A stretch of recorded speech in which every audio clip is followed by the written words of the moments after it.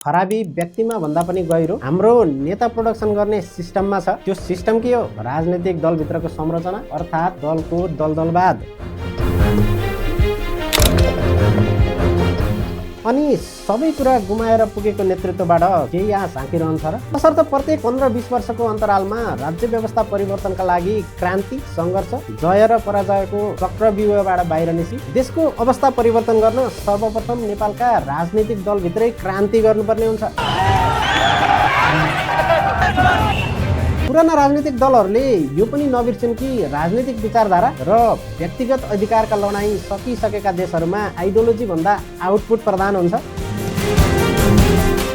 जनताले प्रश्न गर्नुपर्ने हो, तेरो आम्दानीको स्रोत के हो, पेसा के हो, पदमा पुगेपछि घुस खाँदैनस् भनेर कसरी बत्याउने? एनजीले खोजेको रिफर्मेसन यसरी प्राप्त हुँदैन। नयाँ हुन् वा पुराना, जसले अब व्यक्तिभन्दा प्रणाली बसाउन चाहन्छन्, यथास्थितिमा रिफर्म चाहन्छन् भने अब म केही महत्त्वपूर्ण प्रस्ताव गर्छु। नयाँ खुल्दै गरेका दलहरूको लागि झन् यो महत्त्वपूर्ण छ। भिडियो अन्तिमसम्म हेर्नुहोला।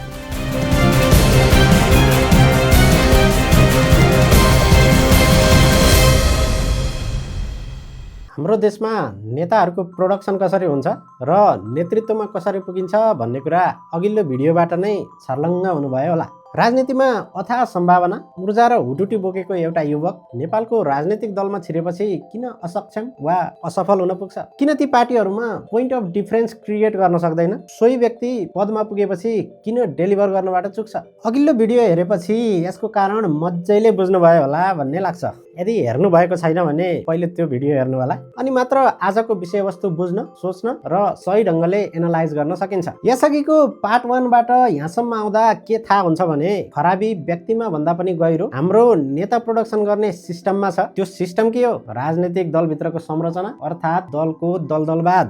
दलहरूको दलदलवादले हरेक सम्भावना बोकेको युवकलाई शिकार बनाएको छ। उसको ऊर्जा, उमेर र केही गर्ने हुटुटीको विसर्जन गराएको छ अनि उसको विवेक र आत्मसम्मानको स्वाभिमान गुमाएपछि मात्र नेतृत्वमा पुर्याएको छ। अनि सबै कुरा गुमाएर पुगेको नेतृत्वबाट केही आश झाँकिरहन्छ र नेपालको राजनीतिमा अहिलेसम्म भएको यही हो। तसर्थ प्रत्येक 15-20 वर्षको अन्तरालमा राज्य व्यवस्था परिवर्तनका लागि क्रान्ति, सङ्घर्ष, जय र पराजयको चक्रव्यूहबाट बाहिर निसी देशको अवस्था परिवर्तन गर्न सर्वप्रथम नेपालका राजनीतिक दलभित्रै क्रान्ति गर्नुपर्ने हुन्छ। राजनीतिक दलभित्र यति व्यथिति छन् कि सानोतिनो परिवर्तनले केही फरक नै पर्नेवाला छैन। त्यसैले म भन्दैछु क्रान्ति। पुराना राजनीतिक दलहरूले यो पनि नबिर्सिन् कि राजनीतिक विचारधारा र व्यक्तिगत अधिकारका लडाईँ सकिसकेका देशहरूमा आइडियोलोजी भन्दा आउटपुट प्रधान हुन्छ। जेन्जी आन्दोलनपछि किन कुनै पनि राजनीतिक दलभित्र समस्याको जड खोज्ने प्रयत्न गरिएन? किन समाधानका उपायबारे छलफल नै भएन? समस्या ओली प्रचण्ड, देउवा वा नेपाल लगायत व्यक्तिहरूमा मात्र हो वा तिनै व्यक्ति हटेपछि सबै ठिकठाक होला? किन कसैले यो प्रश्न उठाइरहेको छैन कि समस्याको जड ओली प्रचण्ड, देउवा वा नेपाल जन्माउने हाम्रो प्रणाली र तिनीहरूलाई नै बारम्बार पद रिपिट गराई रिवार्ड गरिदिने हाम्रो दलभित्रको दलदलवादमा हो। नेपालका सबै राजनीतिक दलका नेताहरूले आफ्नो दलभित्र महाधिवेशन प्रतिनिधिको नाममा मताधिकारको तहगत ब्यारियर बनाएर आफ्नो सिन्डिकेट बनाएर राखेका छन्। सोझो भन्नुपर्दा अप्रत्यक्ष रूपमा लोकतन्त्र उनीहरूको मुठीमा छ। अनि महाधिवेशन प्रतिनिधि छनौट गर्ने मतदाताहरूलाई पनि आफ्नो लोयल्टी हेरेर मात्र सदस्य बनाउने र आफैले छानेका मतदाताद्वारा आफू नेता बनिरहने दलहरूको हालसम्मको प्रवृत्ति हो। राजनीतिक विचारधारा र व्यक्तिगत अधिकारका लडाईँ सकिसकेका देशहरूमा आइडियोलोजी भन्दा आउटपुट प्रधान हुन्छ र हुनु पनि पर्छ। त्यसका लागि दलहरू मोर लिबरल, खुल्ला, पारदर्शी र मास बेस्ड हुनुपर्ने हो। तर हाम्रोमा ठ्याक्क उल्टो छ। पर्सनल लिबर्टी नै खोसिएको बेलामा जो कोही नागरिक वा राजनीतिकर्मी आफ्नो सबै कुरा छोडेर 24 घण्टा नै सङ्घर्षको मैदानमा आफूलाई अर्पित गर्छ र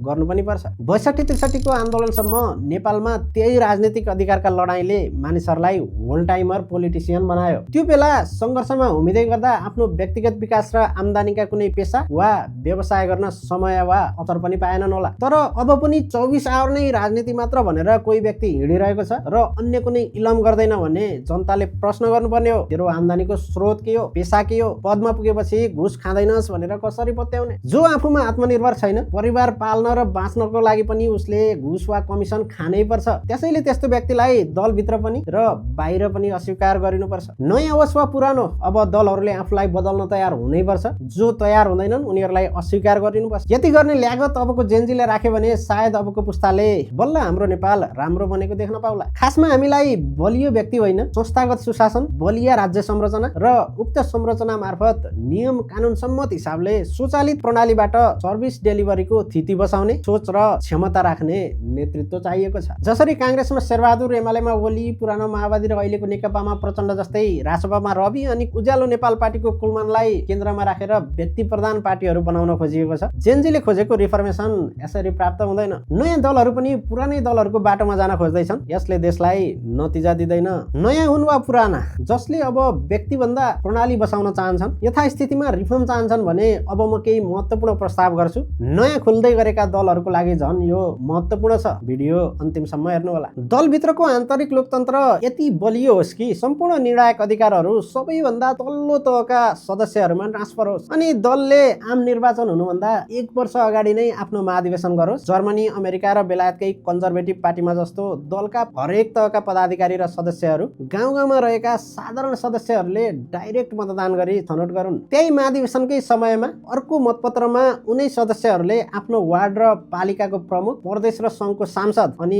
पार्टीको आगामी प्रधानमन्त्रीको उम्मेदवार पनि छनौट गरून्। अनि न त चुनावमा टिकट बाँड्ने लफडा, न त टिकट पाउन पैसा बुझाउनु पर्ने बाध्यता। यो नै नेपालको राजनीतिक दल सुधार्ने सबैभन्दा प्रमुख कडी हो। 21औं शताब्दीमा राजनीतिक दलहरू अब हरेक व्यक्तिका लागि आइडिया इम्प्लिमेन्टेसन गर्ने प्लेटफर्म वा मिडियम बन्न सक्नुपर्छ। राजनीतिक दलहरू यति खुल्ला र पारदर्शी हुन जरुरी छ कि जुनसुकै व्यक्तिलाई पनि केही समय दलमा आएर राजनीतिक जिम्मेवारी वहन गरेर आफूले सकेको कन्ट्रिब्युट गरेर बिदा लिने र व्यक्तिगत जीवनमा फर्किने वातावरण तयार हुनुपर्छ। अर्थात् राजनीतिक दलभित्र इजी इन्ट्री र वार्डदेखि केन्द्रसम्मका सबै कार्यकारी पदहरूमा म्यान्डेटरी एक्जिट पोलिसीको व्यवस्था हुनुपर्छ। अर्को एउटा महत्त्वपूर्ण विषय हो लिडरसिप एकाडेमी। पार्टीको पोलिसी र पोलिसी इम्प्लिमेन्ट गर्ने तौर तरिका लगायत नेतृत्व विकास सम्बन्धी कोर्स सञ्चालन गर्न लिडरसिप एकाडेमी सञ्चालन गरून् र पार्टीको जुनसुकै तहको पदाधिकारी र सार्वजनिक पदमा उम्मेदवार हुन इच्छुक व्यक्तिले लिडरसिप एकाडेमीमा कम्तीमा 3 महिनाको कोर्स अनिवार्य गरेको हुनुपर्ने व्यवस्था गरून्। जापानको मुख्य राजनीतिक दल एलडीपीले पोलिटिकल लिडरसिप स्कुलको राम्रो प्र्याक्टिस गरिरहेको छ। त्यहाँबाट हामीले सिक्न सक्छौँ। अर्को हो पोलिसी रिसर्च विङको स्थापना। यो विङले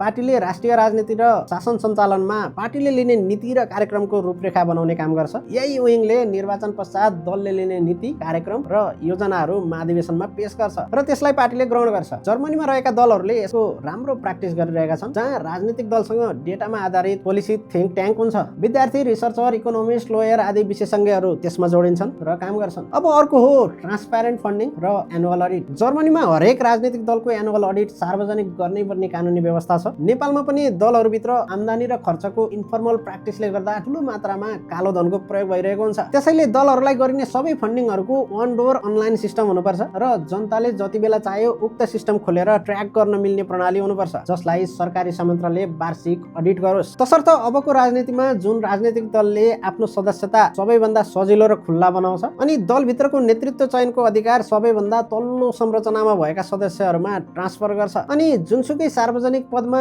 उम्मेदवार हुन इच्छुक दलभित्र वा बाहिरको जोसुकै व्यक्तिले पनि उक्त दलमा दरखास्त दिन पाउँछ। उम्मेदवार छनौट गर्दा जुन दलले वार्ड अध्यक्ष, मेयर, सांसद, मन्त्री, प्रधानमन्त्री आफ्नो सबैभन्दा तल्लो संरचनामा रहेका सदस्यहरूबाट प्राइमरी इलेक्सन गरेर मात्र छनौट गर्छ, जसले राजनीतिक पदहरूमा निश्चित कार्यकालपछि दोहोरिन नपाउने गरी म्यान्डेटरी एक्जिट पोलिसीको सुरुवात गर्छ। त्यही दल नै अबको नेपालमा जनताको दल बन्नेछ। नयाँ पुराना सबै राजनीतिक दलहरूले यो कुरा जसले पहिले महसुस गर्नेछन् र आफ्नो पार्टीभित्र लागू गर्नेछन्, त्यही दल नै भविष्यको नेपालमा नयाँ शक्ति बनेर उदाउनेछ।